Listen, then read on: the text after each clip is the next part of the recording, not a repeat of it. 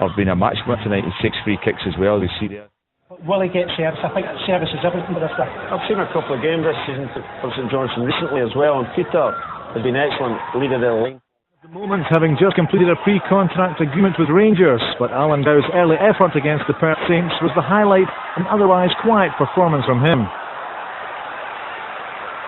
By contrast, St Johnstone were anything but quiet.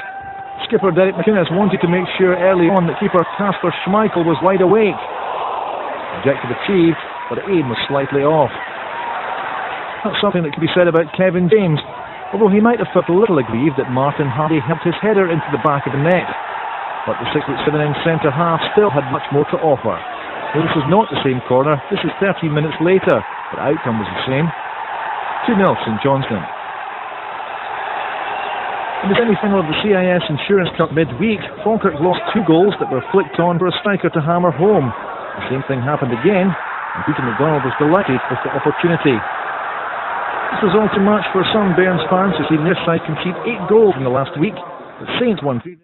Motherwell or St Johnstone. We're live at Falkirk Park to find out.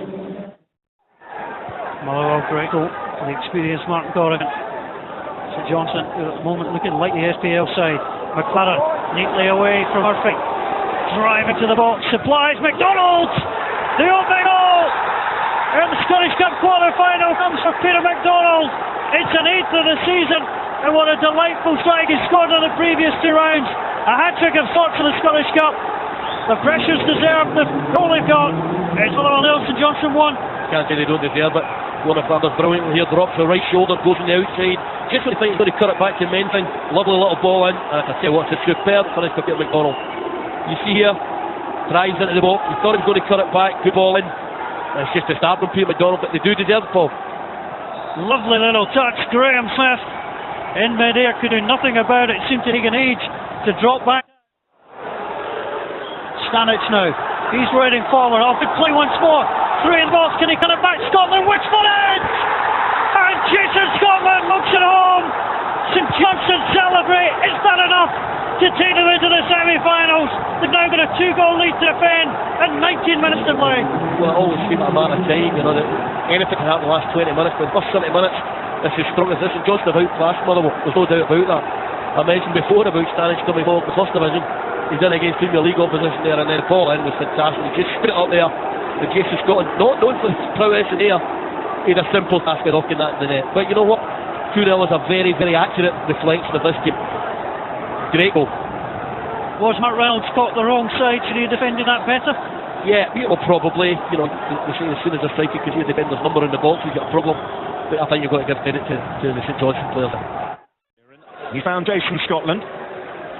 Already with one opportunity he wasn't able to take. Jason Scotland now, that's an excellent ball into the box. Hardy's made the move. And it's it! There is the equaliser. The Celtic fan, Martin Hardy, has done it for the Saints. They are level in the semi-final. That's a wonderful finish. And he'd run off one of the 2 Celtic central midfield players who not picked up. See him getting ringing behind Paul Hartley. They run off Paul Hartley. Had so much to do. Ball seemed to be in there for an eternity, and there's just not enough that Stephen McManus can do almost in the goal line here. Desperately trying to get it over his body. He's too deep. Certainly can't blame McManus. And although that may go down as an OGA, Martin Hardy deserves all the credit. Just the response they wanted.